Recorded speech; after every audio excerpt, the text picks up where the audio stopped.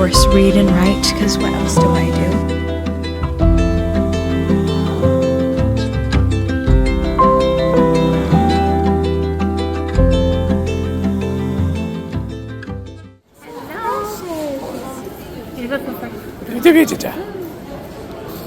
Don't you lay down. There she is. How old is she? She's 6. Oh, what is she? An Irish setter. Oh, beautiful. Beautiful. You like it? I love it. Hello, my loves. I am back here in sunny Florida, and it's a beautiful, beautiful dusk right now.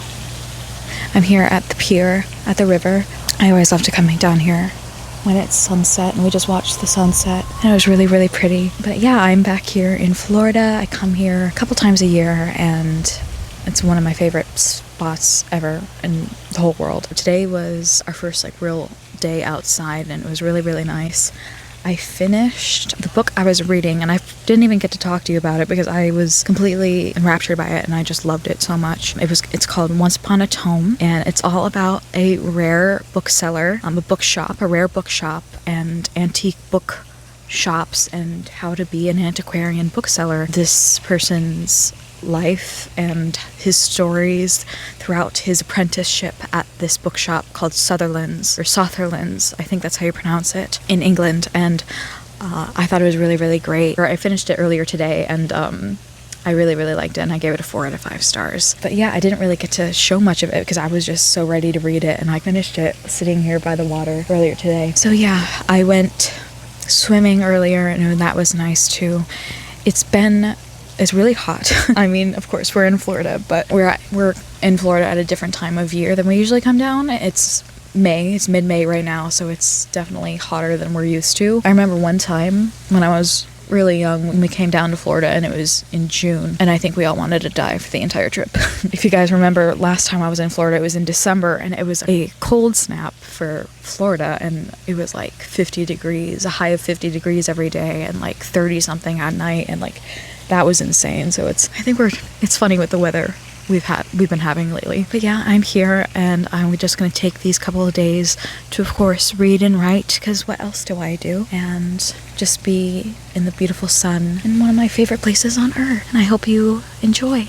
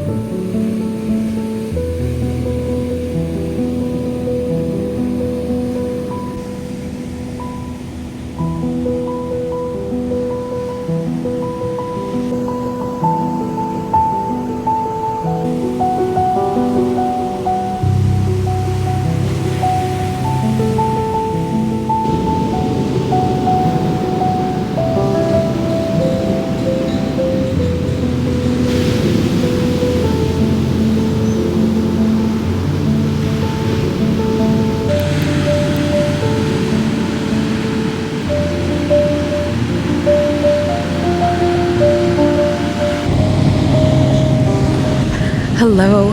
You can hear me. Hopefully you can hear me.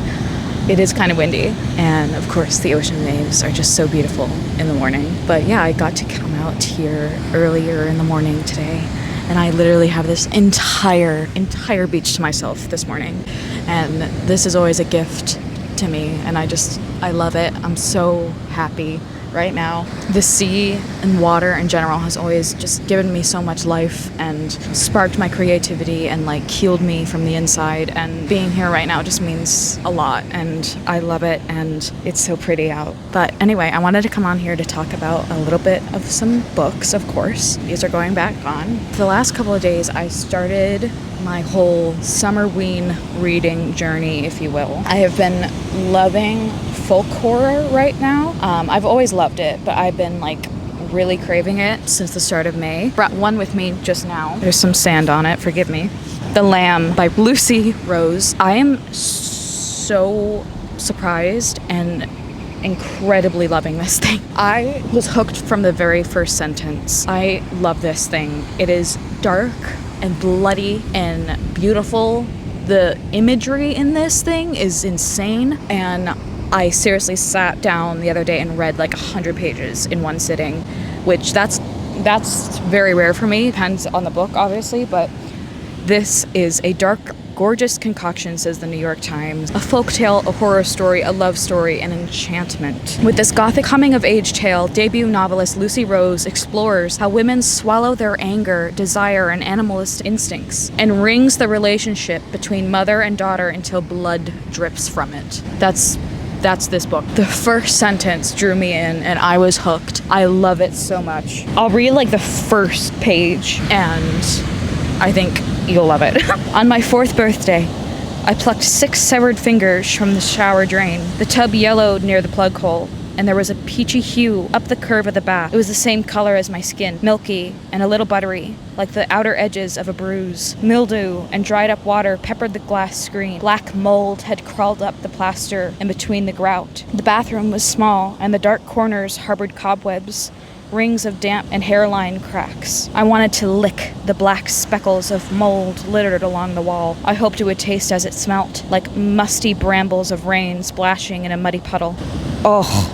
If you love that kind of imagery, that sick, gross, twisted, beautiful imagery, then you're gonna love this entire book. It is so gorgeous, and I could not be more happy with it. And I'm gonna read a lot more of it today. I'm up to like 200 pages of it, and it's insane, and I'm loving it so much. I'm gonna read this and talk to you guys hopefully more about it soon. But yeah, I'm gonna be here reading and writing as I always do.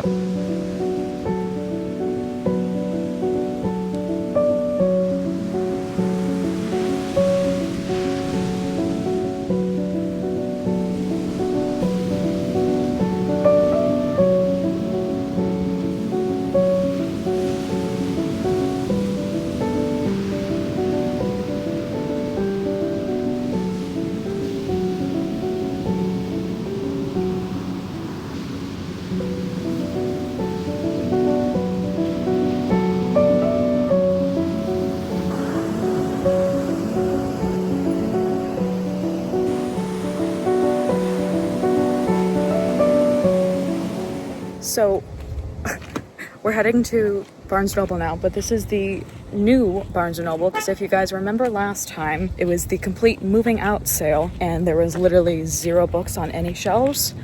So this is the new one. It's only like a mile down the street, so from the earlier one. So I guess we'll see how this is. If it sucks, I'm gonna be pissed off. It says cafe. There's your Starbucks. Okay, we're saved.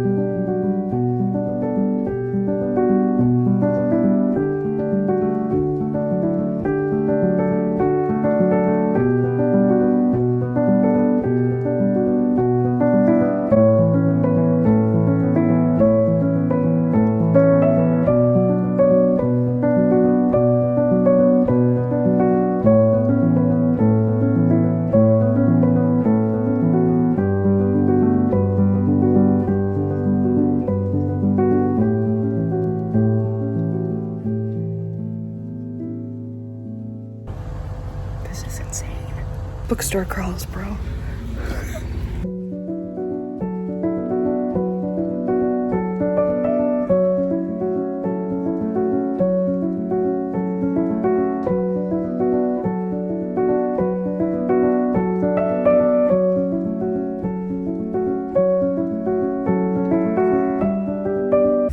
Smells incredible in here.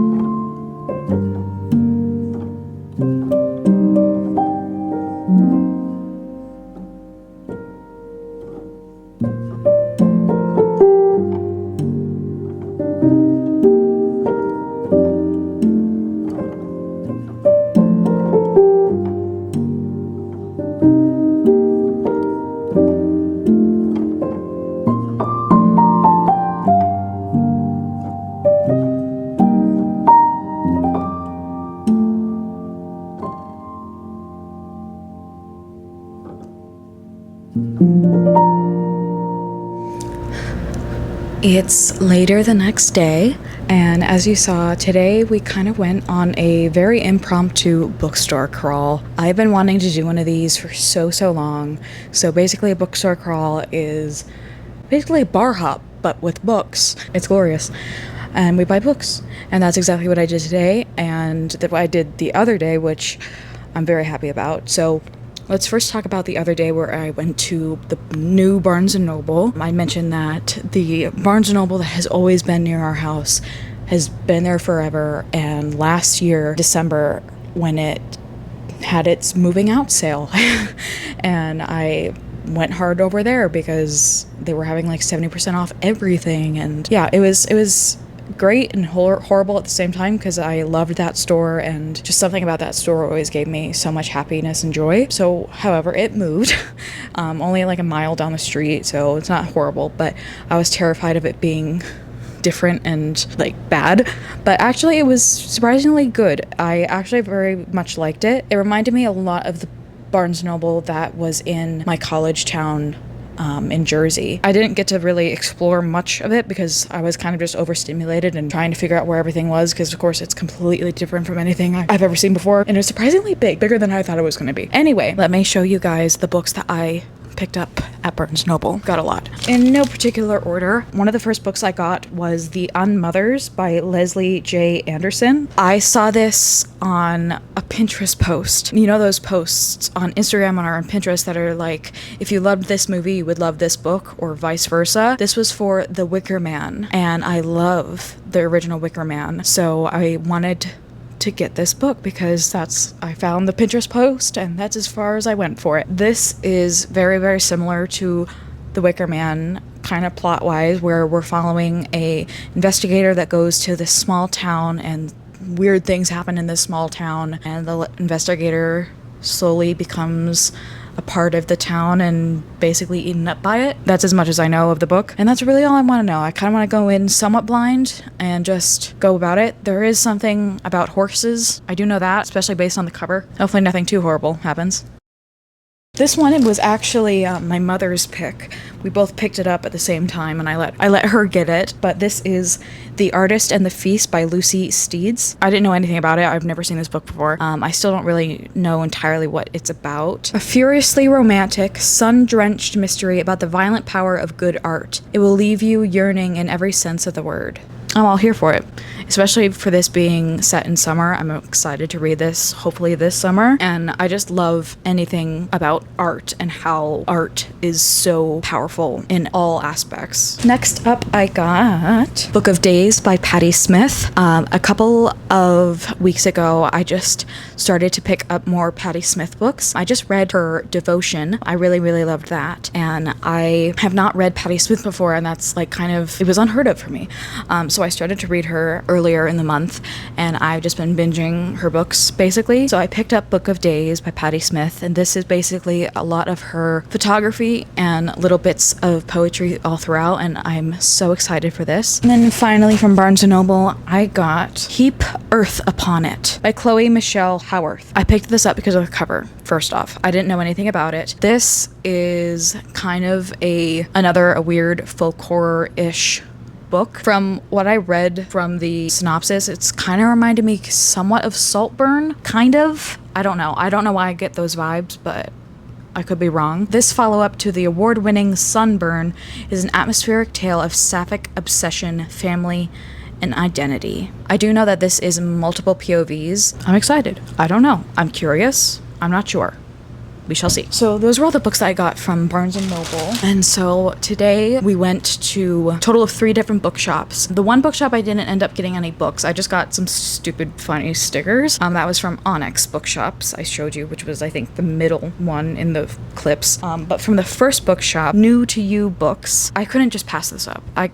Guys, if you know me, you know me. I couldn't just pass this up. I got the movie cover edition of Twilight. If you know, you know. Like, I needed this. I don't have any of the movie covers in my collection of Twilight books, and I know that these are very hard to come by now. It was $2, and it's in pretty much perfect condition, and that's all I gotta say. So then the last 4 books are all from the Forgotten Bookshop. This place was so beautiful. I loved the interior design of this place, and I loved the selection of books they had too. I didn't know this at first, but this is a secondhand, an antique bookshop as well. Gorgeous. I loved everything about it. I could stay in there for hours. So first thing I got is this blue book, and it is a biography of Emily Dickinson, and this is by Paul J. Verlazzo. This was published in 1976. And then the next 3 books are all Louisa May Alcott biographies and stories, which of course I needed them also. So the first one I got was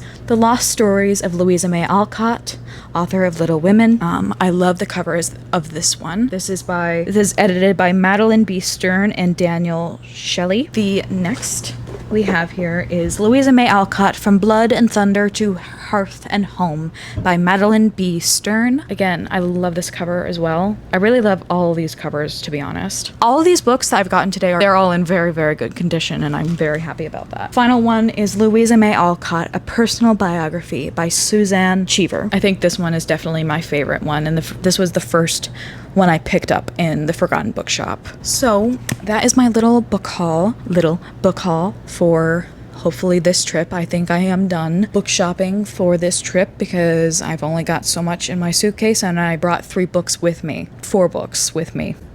Shit. We'll figure it out. Pray for my back. So we are coming to an end of this Florida trip. We've got about 3 more days, but we can still do a lot in those 3 more days. So I'm excited to figure out what we're going to do. I'm not sure yet, but yes, all I want to do in these last couple of days is just sit and read my books and write and do nothing but that. So I will catch up with you guys in the next clip.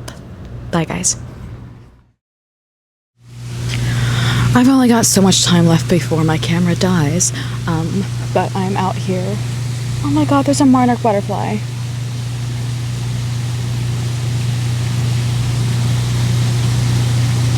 Thank you. I wanted to come on here because I completely forgot to mention battery is exhausted. Goodbye. See you on the phone. As I was saying, and I was so rudely interrupted by my camera battery dying, I really hope you can hear me without the mics because of the 2 fountains going. I go through this every year. Anyway, completely forgot to mention that the other day when I was at the beach, I finished The Lamb by Lucy.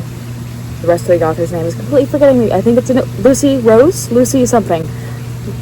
I finished The Lamb, and I gave that a 5 out of 5 stars. Cannibalism, lesbians, and body horror, and beautiful descriptions that might sound very sick, but even just like the nature elements around the book, those were beautifully written. I thought it was beautifully written. There's a lizard staring at me, and he's doing push-ups. I love being outside. So, yeah, I finished that, and I completely just stared out into the world after I finished it and just thought about it and how much I enjoyed it. Is it very weird to say that I was hungry after reading it? And I was really craving a pot pie. If you've read the book, you know what I'm talking about. So then later in the day, I got myself a chicken pot pie. I'm a freaky little girl, aren't I? I'm out here. I'm going to sit and write for a bit and hopefully get some good things done. And again, I have Lizard here to talk to. Hi.